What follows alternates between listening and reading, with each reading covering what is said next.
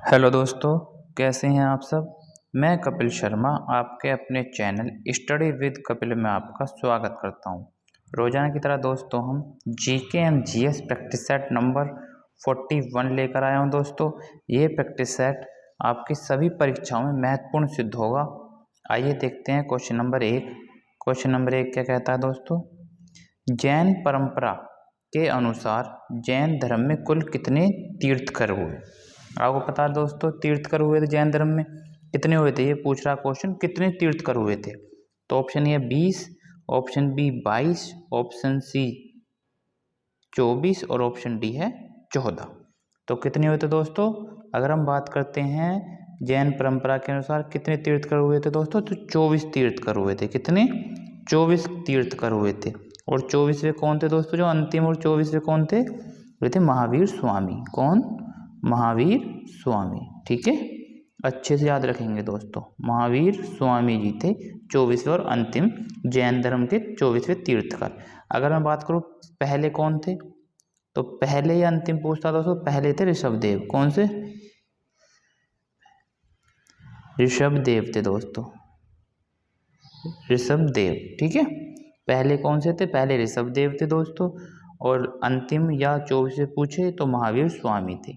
किसी भी प्रकार से आपसे क्वेश्चन पूछ सकता है दोस्तों, तो सारे फैक्ट आपको अच्छे से सुनना है और अच्छे से याद रखने हैं दोस्तों। ठीक है, चलते हैं क्वेश्चन नंबर 2 पर। क्वेश्चन नंबर 2 देखते हैं कि किस शासक ने बौद्धों के लिए विख्यात विक्रमशिला विश्वविद्यालय की स्थापना की थी। विक्रमशिला विश्वविद्यालय की स्थापना किसने की थी दोस्तों, ये पूछ रहा है। और क्वेश्चन आपसे पूछ सकता है किसके लिए की थी, बौद्धों के लिए की थी। किसके लिए, बौद्धों के लिए की थी दोस्तों। ठीक है, तो किसने की थी विक्रमशिला विश्वविद्यालय की स्थापना। ऑप्शन है महिपाल ने, ऑप्शन बी देवपाल ने, ऑप्शन सी है धर्मपाल ने, या डी इनमें से किसी ने नहीं। तो क्या हो जाएगा दोस्तों सही आंसर, विख्यात अगर विक्रमशिला विश्वविद्यालय की बात करें तो स्थापना किसने की है दोस्तों, धर्मपाल। सही ऑप्शन बिल्कुल राइट आंसर होगा इसका C. Option C is the right answer दोस्तों, धर्मपाल ने की है। और ये भी आपको याद रखना दोस्तों साथ ही साथ कि विख्यात विश्वविद्यालय विक्रमशिला जो विश्वविद्यालय है वो किन के लिए हुआ था, बौद्धों के लिए। किसके लिए, बौद्धों के लिए दोस्तों। ठीक है, आगे चलते हैं क्वेश्चन नंबर 3। क्वेश्चन नंबर 3 देखते हैं दोस्तों, सारनाथ में बुद्ध का प्रथम प्रवचन कहलाता है। बुद्ध का प्रथम प्रवचन कहलाता है दोस्तों। तो सबसे पहले तो ये याद रखिए दोस्तों, क्वेश्चन पूछ जाता है कि बुद्ध ने अपना प्रथम प्रवचन कहाँ दिया था, तो सारनाथ में दिया था। कहाँ दोस्तों, सारनाथ। एक तो क्वेश्चन यही बनता है दोस्तों कि बुद्ध का प्रथम प्रवचन जो था वो कहाँ दिया था, तो सारनाथ में दिया था दोस्तों। ठीक है, अच्छे से ध्यान रखना है। अब ये क्या कहलाता है दोस्तों, तो महाविनिष्क्रमण कहलाता है, महापरिनिर्वाण कहलाता है, या महामस्तकाभिषेक कहलाता है, या धर्म चक्र परिवर्तन कहलाता है। तो क्या कहलाता है दोस्तों, बुद्ध का प्रथम प्रवचन क्या कहलाता है, option D is the right answer, धर्म चक्र परिवर्तन कहलाता है दोस्तों। क्या कहलाता है, धर्म चक्र परिवर्तन। अब बात करते हैं हम ऑप्शन ए की, महाविनिष्क्रमण किसे कहा जाता है फिर, तो महाविनिष्क्रमण कहा जाता है दोस्तों गृह त्याग को। कब, जब इन्होंने गृह त्याग किया था। गृह त्याग किया था दोस्तों इन्होंने कब किया था, तो 29 वर्ष की आयु में किया था। 29 में लिख दिया दोस्तों ब्रैकेट में, 29 वर्ष की आयु में इन्होंने गृह त्याग किया था दोस्तों। तो उस घटना को महाविनिष्क्रमण कहा गया दोस्तों। क्या कहा गया, महाविनिष्क्रमण। ठीक है, अब बात करते हैं महापरिनिर्वाण की। तो महापरिनिर्वाण किस घटना को कहा गया दोस्तों, जब इनकी मृत्यु हुई। क्या, मृत्यु को महापरिनिर्वाण कहा गया है दोस्तों। क्या, मृत्यु को महापरिनिर्वाण कहा गया है। ठीक है, अच्छे से याद रखने हैं दोनों दोस्तों, सारे फैक्ट आपको अच्छे से याद रखने हैं। अगर मैं आपसे क्वेश्चन पूछा जाता है कि बुद्ध का प्रथम प्रवचन कहाँ दिया था, तो सारनाथ में प्रथम प्रवचन दिया था। इस बुद्ध का प्रथम प्रवचन की घटना क्या कहलाती है दोस्तों, धर्मचक्र परिवर्तन कहलाती है। ठीक है, और महाविनिष्क्रमण गृह त्याग से संबंधित दोस्तों, गृह त्याग की घटना को महाविनिष्क्रमण कहते हैं। कितनी साल की उम्र में गृह त्याग किया था पूछे आपसे, तो 29 साल की उम्र में गृह त्याग कर दिया था दोस्तों महात्मा बुद्ध ने।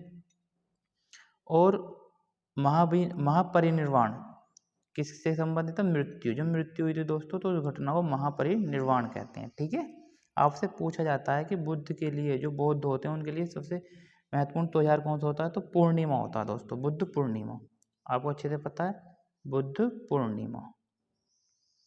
बुद्ध पूर्णिमा इनका प्रमुख त्योहार है दोस्तों, क्योंकि बुद्ध पूर्णिमा के दिन ही महात्मा बुद्ध को ज्ञान की प्राप्ति भी हुई थी, उनका जन्म भी पूर्णिमा के दिन हुआ था, उनकी मृत्यु भी पूर्णिमा के दिन ही हुई थी दोस्तों। सारे काम उनके पूर्णिमा के दिन ही हुए थे, मृत्यु भी, जन्म भी और ज्ञान की प्राप्ति भी। तो इसलिए बुद्ध पूर्णिमा महत्वपूर्ण फेस्टिवल है दोस्तों। ठीक है, अच्छे से ध्यान रखना है, सारे फैक्ट आपको अच्छे से क्लियर करने हैं दोस्तों। एक सवाल से आपके 4-5 क्वेश्चन क्लियर हो जाते हैं, तो अच्छे से देखेंगे वीडियो को। अगर वीडियो अच्छी लग रही है दोस्तों तो वीडियो को लाइक और शेयर एंड सब्सक्राइब दोस्तों जरूर कीजिए। आगे चलते हैं दोस्तों, क्वेश्चन नंबर 4। क्वेश्चन नंबर 4 देखते हैं दोस्तों कि किसके शासनकाल में डाइमेकस या डीमेकस भारत आया था। दोस्तों किसी भी प्रकार से पूछ सकता है, कहीं कहीं आपके डाइमेकस आता लिखा हुआ, कहीं आपको डीमेकस आता लिखा हुआ। तो एक ही बात है दोस्तों अच्छे से कि किसके शासनकाल में डाइमेकस या डीमेकस भारत आया था। तो चंद्रगुप्त मौर्य के शासनकाल में आया था, बिंदुसार के शासनकाल में आया था, या अशोक के शासनकाल में आया था, कनिष्क के शासनकाल में आया था। तो किसके में आया था दोस्तों? अगर पूछे आपसे कि किसके शासनकाल में डाइमेकस या डीमेकस भारत आया था, तो ऑप्शन बी क्या दोस्तों? बिंदुसार के शासनकाल में डाइमेकस भारत आया था दोस्तों। ठीक है, अच्छे से ध्यान रखना है दोस्तों। अगर मैं बात करूं अब आपकी चंद्रगुप्त मौर्य की, तो चंद्रगुप्त मौर्य के शासनकाल में कौन आया था दोस्तों? तो मेगस्थनीज। कौन? मेगस्थनीज चंद्रगुप्त मौर्य के शासनकाल में आया था दोस्तों भारत, अच्छे से याद रखना है। अशोक के शासनकाल में कौन आया था दोस्तों? डायनीसियस, याद कर लीजिए दोस्तों, डायनीसियस। देखिए दोनों नाम सेम दोस्तों, डाइमेकस और डायनीसियस। तो दोनों को अच्छे से याद रखना है। डाइमेकस तो बिंदुसार के में आया था और डायनीसियस किसके में आया था दोस्तों? अशोक के शासनकाल में आया था। ठीक है, तो अच्छे से याद रखना, आपको कंफ्यूज बिल्कुल नहीं होना दोस्तों। अच्छे से राइट डाउन करेंगे और अच्छे से हम टॉपिक को क्लियर करेंगे और अच्छे से याद करेंगे। ठीक है, डाइमेकस पूछे तो बिंदुसार के में, डायनीसियस पूछे तो अशोक के में, और मेगस्थनीज पूछे तो चंद्रगुप्त मौर्य के शासनकाल में भारत आए थे दोस्तों। ठीक है, आगे चलते हैं दोस्तों, क्वेश्चन नंबर 5 कि कौन से 3 वेद संयुक्त रूप से त्रियी या वैत्रेयी कहलाते हैं। तो या तो दोस्तों त्रियी कहलाता है या वैत्रेयी आ जाते हैं। कौन से 3 वेदों को संयुक्त रूप से वैत्रेयी कहते हैं? तो ऑप्शन है ऋग्वेद, यजुर्वेद या सामवेद, बी है ऋग्वेद, यजुर्वेद और अथर्ववेद, सी है ऋग्वेद, सामवेद और अथर्ववेद, और डी है यजुर्वेद, सामवेद और अथर्ववेद। तो कौन सा हो जाएगा दोस्तों?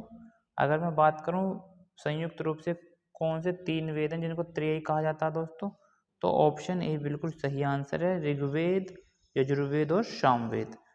तीनों को संयुक्त रूप से त्रयी या वैत्रेयी कहते हैं दोस्तों। ठीक है, अगर मैं आपसे पूछूं कि वेदों की संख्या कितनी है दोस्तों, पूछा जाता है कि वेदों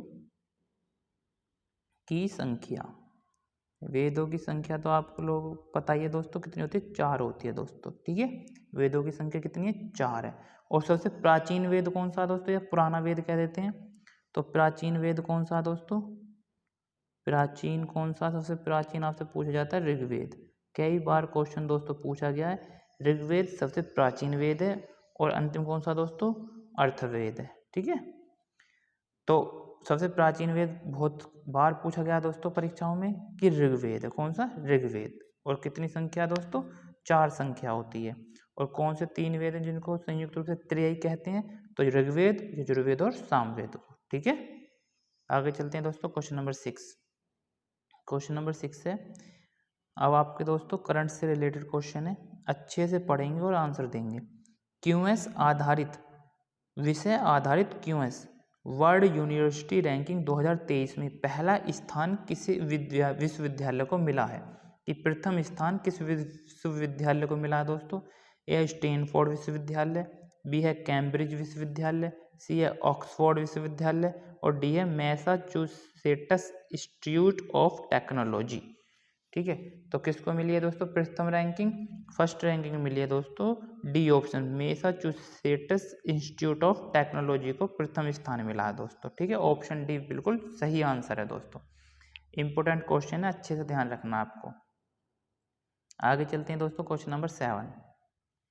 बहुत ही इंपॉर्टेंट क्वेश्चन है दोस्तों क्वेश्चन नंबर 7 कि किस देश ने परमाणु हथियार ले जाने में सक्षम पानी के भीतर ड्रोन का परीक्षण किया है दोस्तों। बहुत ही इंपॉर्टेंट क्वेश्चन है दोस्तों कि किस देश ने परमाणु हथियार ले जाने में सक्षम पानी के भीतर ड्रोन का परीक्षण किया है। Option A America, option B उत्तर कोरिया, ऑप्शन सी चीन और ऑप्शन डी है रूस। तो सही आंसर क्या है दोस्तों, किसने करा है, उत्तर कोरिया ने करा दोस्तों। ऑप्शन बी बिल्कुल सही आंसर है, उत्तर कोरिया। ठीक है, नॉर्थ कोरिया ने सफलतापूर्वक दोस्तों हथियार ले जाने में सक्षम पानी के भीतर ड्रोन का सफलतापूर्वक परीक्षण किया है। ठीक है, उत्तर कोरिया, अच्छे से ध्यान रखेंगे, इंपॉर्टेंट क्वेश्चन है दोस्तों बहुत। आगे देखते हैं क्वेश्चन नंबर 8। क्वेश्चन नंबर 8 पर चलते हैं। क्वेश्चन नंबर 8 है दोस्तों आपका कि AHF क्या है दोस्तों, AHF एथलीट एम्बेसडर के रूप में किस भारतीय महिला हॉकी खिलाड़ी को नियुक्त किया गया। किसका दोस्तों, AHF एथलीट एम्बेसडर के रूप में किस भारतीय महिला खिलाड़ी को नियुक्त किया गया दोस्तों। Option A Savita Punia, option B Rani Rampal, option C Nikki Pradhan और डी सलीमा टेट्टे। तो किसे किया गया दोस्तों, अच्छे से याद रखेंगे, सलीमा टेट्टे को। किसको, सलीमा टेट्टे को AHF एथलीट एम्बेसडर के रूप में, महिला हॉकी खिलाड़ी हैं, सलीमा टेट्टे को एम्बेसडर के रूप में चुना गया दोस्तों। ठीक है, AHF अच्छे से याद रखेंगे दोस्तों, इंपॉर्टेंट क्वेश्चन है। आगे चलते हैं क्वेश्चन नंबर 9। क्वेश्चन नंबर 9 देखेंगे दोस्तों, बहुत ही इंपॉर्टेंट क्वेश्चन है कि विश्व की नंबर 6 जोड़ी सात्विक व चिराग ने पहली बार क्या किया दोस्तों, पहली बार किस टूर्नामेंट में युगल खिताब जीतकर इतिहास रखा है। पहली बार खिताब जीता दोस्तों, कौन से टूर्नामेंट में जीता है। ऑप्शन ए है स्विस ओपन 300 में, ऑप्शन बी थाईलैंड ओपन में, ऑप्शन सी थॉमस कप में और ऑप्शन डी है उबेर कप में। तो किसमें जीता दोस्तों, पहली बार किसने, सात्विक और चिराग ने। तो स्विस ओपन 300, ऑप्शन ए बिल्कुल सही आंसर है दोस्तों। स्विस ओपन 300 में सात्विक व चिराग ने पहली बार युगल खिताब जीतकर दोस्तों इतिहास रचा है। ठीक है, अच्छे से याद रखेंगे दोस्तों। क्वेश्चन नंबर 10 पर चलते हैं अब कि मुख्यमंत्री वृक्ष संपदा योजना कहाँ शुरू की गई है। मुख्यमंत्री वृक्ष संपदा योजना कहाँ शुरू की गई है दोस्तों। ऑप्शन ए असम में, ऑप्शन बी ओडिशा में, ऑप्शन सी बिहार में या ऑप्शन डी है छत्तीसगढ़ में। तो कहाँ की गई है दोस्तों, ऑप्शन डी छत्तीसगढ़ में की गई है दोस्तों। कहाँ, छत्तीसगढ़ में। वृक्ष संपदा योजना कहाँ शुरू की गई है, छत्तीसगढ़ में शुरू की गई है दोस्तों। अच्छे से ध्यान रखेंगे दोस्तों। ठीक है, आगे चलते हैं दोस्तों हम क्वेश्चन नंबर 11 पर। क्वेश्चन नंबर 11 देखते हैं, हमारे पॉलिटी से संबंधित क्वेश्चन है दोस्तों, देखेंगे अच्छे से। संपूर्ण भारत के भूभाग में मुक्त रूप से आवागमन करने का अधिकार भारतीय संविधान के किस अनुच्छेद के अंतर्गत मौलिक अधिकार है दोस्तों। ठीक है, कि किस हम जो है आवागमन एक स्टेट से दूसरे स्टेट में, जो संपूर्ण भारत में एक से स्टेट से दूसरे स्टेट में तो आवागमन करने का अधिकार किस अनुच्छेद में दिया गया है दोस्तों। ऑप्शन ए 19 में, ऑप्शन बी अनुच्छेद 24 में, ऑप्शन सी अनुच्छेद 21 में और ऑप्शन डी अनुच्छेद 14 में। तो क्या है दोस्तों, अगर मैं बात करूं आपकी कि किस अनुच्छेद के तहत है, तो अनुच्छेद 19 का है दोस्तों, अनुच्छेद 19। अनुच्छेद 19 में आपके भूभाग में, तो अनुच्छेद 19 में दोस्तों पार्ट दिए हुए हैं 19A, 19B, 19C, 19D। तो इसमें अलग अलग सबके विस्तार से बताया गया है। ठीक है, पर यहाँ पे ऑप्शन के अकॉर्डिंग अगर हम जाएंगे तो अनुच्छेद ए 19, अनुच्छेद 19 बिल्कुल सही आंसर है दोस्तों कि भारत के भूभाग में मुक्त रूप से आवागमन करने का अधिकार भारतीय संविधान के किस अनुच्छेद के अंतर्गत है, अनुच्छेद 19 के अंतर्गत है। ठीक है, अच्छे से याद रखेंगे दोस्तों। आगे चलते हैं क्वेश्चन नंबर 12 पर कि उच्च न्यायालय का क्या दोस्तों, उच्च न्यायालय का अभिलेख न्यायालय होना भारतीय संविधान के कौन से अनुच्छेद में उल्लेख है, कि कौन से अनुच्छेद में उच्च न्यायालय का अभिलेख होना बताया गया दोस्तों। तो ऑप्शन ए अनुच्छेद 226, ऑप्शन बी अनुच्छेद 215, ऑप्शन सी अनुच्छेद 214 और ऑप्शन डी अनुच्छेद 129।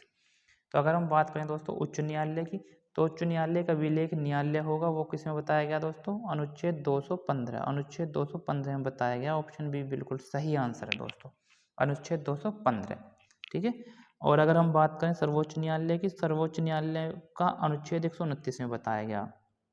सर्वोच्च न्यायालय एक अभिलेख न्यायालय है। ठीक है, एक अभिलेख न्यायालय होगा दोस्तों, जगह कम है तो इसलिए मैंने ऐसे लिख देता हूँ शॉर्ट में, अभिलेख न्यायालय होगा। ये एक अनुच्छेद 129 में बताया गया है। और अनुच्छेद 226 में किसका वर्णन है दोस्तों? बहुत ही इंपॉर्टेंट है अनुच्छेद 226।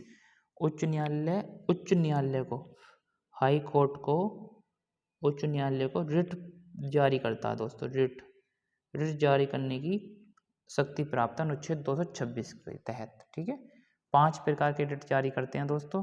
तो अनुच्छेद उच्च न्यायालय तो करता है दोस्तों अनुच्छेद 226 के तहत। ठीक है, और हाई कोर्ट जो सुप्रीम कोर्ट है, सर्वोच्च न्यायालय, वो अनुच्छेद 32 के तहत करता है दोस्तों। ठीक है, सारे फैक्ट आपको दोस्तों अच्छे से याद रखने हैं। आगे चलते हैं दोस्तों, क्वेश्चन नंबर 13। देखिए आ गया वही क्वेश्चन रिट से संबंधित। अदालतों के किस विशेष आदेश का अर्थ है कि गिरफ्तार व्यक्ति को अदालत के समक्ष पेश किया जाना चाहिए? ऑप्शन ए उत्प्रेषण, ऑप्शन बी परमादेश, ऑप्शन सी अधिकार परीक्षा और ऑप्शन डी है बंदी प्रत्यक्षीकरण। तो अगर मैं बात करूं गिरफ्तार व्यक्ति को अदालत के समक्ष पेश किया जाना चाहिए, कौन सी रिट है दोस्तों? यह है ऑप्शन नंबर डी, बंदी प्रत्यक्षीकरण के अंतर्गत कहा गया है दोस्तों कि गिरफ्तार व्यक्ति को अदालत के समक्ष पेश किया जाना चाहिए। और कितने समय के अंदर? 24 घंटे के अंदर अंदर। ठीक है दोस्तों, तो आपको सारी बातें अच्छे से ध्यान रखनी है।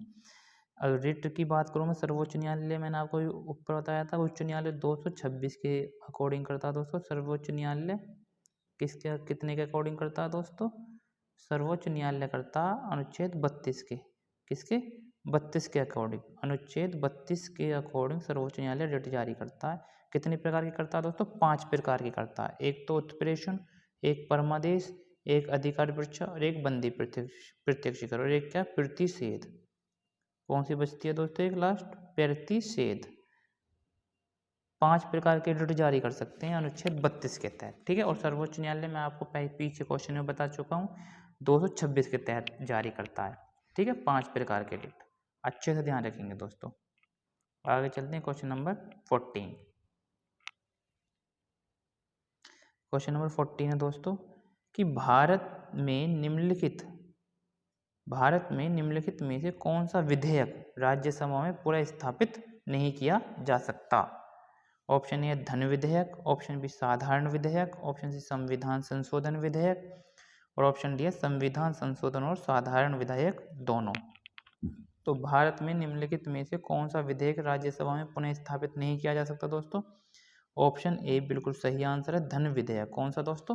धन विधेयक राज्यसभा में पुनः स्थापित नहीं किया जा सकता। ठीक है, ये इसमें किसका एक न एक अधिकार होता है दोस्तों? लोकसभा का होता है धन विधेयक में, सिर्फ और सिर्फ लोकसभा का। ठीक है, आगे चलते हैं दोस्तों, क्वेश्चन नंबर 15 कि भारतीय संविधान का अनुच्छेद 148 एक स्वतंत्र कार्यालय का उपबंध करता है। ये पूछा दोस्तों, अनुच्छेद 148 किससे संबंधित है? राज्य के महाधिवक्ता से, भारत के महान न्यायवादी से, भारत के राष्ट्रपति से या भारत के नियंत्रक लेखा महापरीक्षक से? तो किसका दोस्तों? अगर हम बात करते हैं 148 की, तो 148 के अंतर्गत भारत के नियंत्रक एवं महालेखा परीक्षक, कैग, जिसे हम दोस्तों कैग बोलते हैं, उसके नियुक्ति के बारे में बताया गया है दोस्तों। तो 148 किसके संबंधित है? भारत के नियंत्रक एवं महालेखा परीक्षक। ठीक है, अगर हम बात करते हैं दोस्तों राज्य के महाधिवक्ता, तो यह अनुच्छेद 165 के अंतर्गत बताया गया दोस्तों, अच्छे से याद रखेंगे। भारत के महान न्यायवादी की बात करें तो यह अनुच्छेद 76 के अंतर्गत बताया गया दोस्तों। और भारत के लिए एक राष्ट्रपति होगा, ये अनुच्छेद 52 के अंतर्गत बताया गया, अनुच्छेद 52 के अंतर्गत। ठीक है, चारों के चारों ऑप्शन जो है दोस्तों बहुत ही इंपॉर्टेंट है, एसएससी में कई बार परीक्षाओं में पूछा गया है। तो अच्छे से याद रखना है कि महाधिवक्ता से संबंधित अनुच्छेद 165, महान न्यायवादी से संबंधित 76, भारत का एक राष्ट्रपति होगा दोस्तों 52 में बताया गया है, और भारत के नियंत्रक महालेखा परीक्षक जिसे हम कैग बोलते हैं, कंट्रोल ऑडिटर ऑफ जर्नल जिसे बोलते हैं दोस्तों, अनुच्छेद 148 के अंतर्गत बताया गया। सारे फैक्ट आप अच्छे से याद रखेंगे दोस्तों। आगे चलते हैं क्वेश्चन नंबर 16 है दोस्तों, हवाई जहाज का आविष्कार किसने किया है। दोस्तों इन्वेंशन से संबंधित एक ने क्वेश्चन आपसे पूछा जाता है, खोज या तो खोज पूछ लेता है या खोजकर्ता के नाम पूछ लेता है दोस्तों। तो अच्छे से याद रखेंगे कि हवाई जहाज का आविष्कार किसने किया था। ऑप्शन ए एडिसन ने, ऑप्शन बी हाफमैन ने, ऑप्शन सी है राइट ब्रदर्स ने, ऑप्शन डी है जे.एल. बेयर्ड ने। तो हवाई जहाज का आविष्कार किसने किया दोस्तों, जे.एल. बेयर्ड। ऑप्शन डी बिल्कुल सही आंसर है, जे.एल. बेयर्ड ने हवाई जहाज का आविष्कार किया था दोस्तों। ठीक है, जे.एल. बेयर्ड ने, जे.एल. बेयर्ड ने नहीं दोस्तों, सॉरी जे.एल. बेयर्ड ने नहीं किया, ये क्या हुआ, राइट ब्रदर्स ने। किसने किया दोस्तों, राइट ब्रदर्स बिल्कुल सही आंसर है। ऑप्शन सी बिल्कुल सही आंसर है दोस्तों इसका, ऑप्शन सी। अगर मैं बात करता हूँ हवाई जहाज की, जे.एल. बेयर्ड भी होंगे दोस्तों। हवाई जहाज की बात करता हूँ तो राइट ब्रदर्स ने किया है। किसने किया दोस्तों, राइट ब्रदर्स ने हवाई जहाज का आविष्कार किया है। जे.एल. बेयर्ड ने किसका किया दोस्तों, टीवी का। किसके, टीवी का। अगर आपसे पूछे टीवी का आविष्कार किसने किया है तो जे.एल. बेयर्ड ने किया है दोस्तों। एडिसन को आपको पता है दोस्तों, बल्ब का आविष्कार किया है। किसका, बल्ब का। ठीक है, तो अच्छे से याद रखना है दोस्तों। तो हवाई जहाज का आविष्कार किसने किया है, राइट ब्रदर्स ने किया है। सी ऑप्शन बिल्कुल सही आंसर है दोस्तों। आगे चलते हैं क्वेश्चन नंबर 17 कह रहा है दोस्तों क्वेश्चन कि सहायक संधि की नीति किस गवर्नर जनरल ने अपनाई थी। सहायक संधि की नीति किसने अपनाई थी दोस्तों। ऑप्शन ए लॉर्ड कर्जन ने, ऑप्शन बी लॉर्ड कैनिंग ने, ऑप्शन डी लॉर्ड वेलेस्ली ने, ऑप्शन डी है लॉर्ड डलहौजी ने। अगर हम बात करते हैं दोस्तों सहायक संधि की, तो किसने अपनाई थी दोस्तों, लॉर्ड वेलेस्ली ने अपनाई थी। ऑप्शन सी बिल्कुल सही आंसर है दोस्तों। और डलहौजी ने कौन सी अपनाई थी दोस्तों, हड़प नीति। हड़प नीति अच्छे से याद रखना दोस्तों, हड़प नीति। दोनों क्वेश्चन आपसे पूछे जाते हैं, दोनों ही इंपॉर्टेंट क्वेश्चन है कि सहायक संधि की नीति किसने अपनाई थी, लॉर्ड वेलेस्ली ने अपनाई थी। और हड़प नीति लॉर्ड डलहौजी ने अपनाई थी, लॉर्ड डलहौजी ने अपनाई थी। ठीक है दोस्तों, अच्छे से याद रखना है। आगे चलते हैं दोस्तों क्वेश्चन नंबर 18। क्वेश्चन नंबर 18 है, पाक जल संधि, पाक जल संधि किन देशों के बीच स्थित है दोस्तों।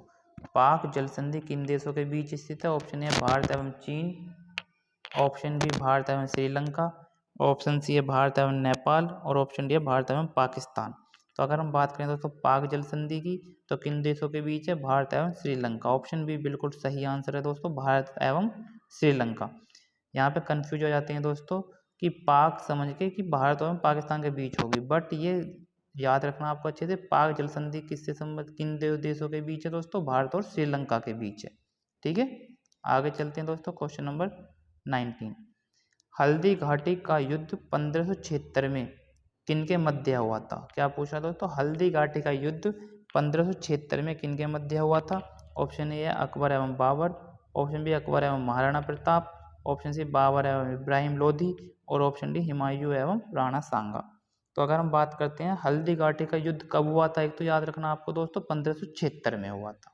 और किन के बीच हुआ था, तो अकबर और महाराणा प्रताप के बीच हुआ था। ऑप्शन बी बिल्कुल सही आंसर है दोस्तों। ठीक है, अकबर और महाराणा प्रताप। आपसे दोस्तों ये बहुत कई बार पूछा गया क्वेश्चन कि बाबर एवं इब्राहिम लोधी के बीच कौन सा युद्ध हुआ है। तो पानीपत का जो प्रथम युद्ध हुआ था, कौन सा, पानीपत प्रथम युद्ध हुआ था दोस्तों। कब हुआ था, 1526 में। पूछा जाता आपसे कि पानीपत का प्रथम युद्ध कब हुआ था, 1526 में हुआ था दोस्तों। और किन के बीच हुआ था, बाबर एवं इब्राहिम लोधी के बीच हुआ था दोस्तों। ठीक है, तो अच्छे से याद रखने हैं, सारे फैक्ट आप अच्छे से याद रखेंगे दोस्तों। आगे चलते हैं क्वेश्चन नंबर 20। और ये हमारी वीडियो का दोस्तों आज अंतिम प्रश्न है। देखेंगे 1857 के विद्रोह की असफलता के बाद बहादुर शाह द्वितीय को कहाँ निर्वासित कर दिया गया था। ऑप्शन ए रंगून में, ऑप्शन बी सिंगापुर में, ऑप्शन सी कनाडा में, ऑप्शन डी अमेरिका में। तो कहाँ निर्वासित कर दिया गया था दोस्तों, 1857 के विद्रोह के असफलता के बाद बहादुर शाह द्वितीय को कहाँ निर्वासित कर दिया गया था। Option A Rangoon, option A Rangoon बिल्कुल सही आंसर है दोस्तों। आशा करता हूँ कि प्रैक्टिस सेट आपको अच्छा लगा होगा दोस्तों। कमेंट बॉक्स में कमेंट जरूर कीजिए कि कैसा प्रैक्टिस सेट आपको लग रही हैं और आपकी तैयारी कैसी चल रही है दोस्तों। ठीक है, ऐसी प्रैक्टिस सेट मैं आपके लिए लाता रहूँगा दोस्तों। जो जो भाई मेरे चैनल से नए जुड़े हैं वो मेरे चैनल को सब्सक्राइब एवं वीडियो को लाइक ज़रूर करें दोस्तों।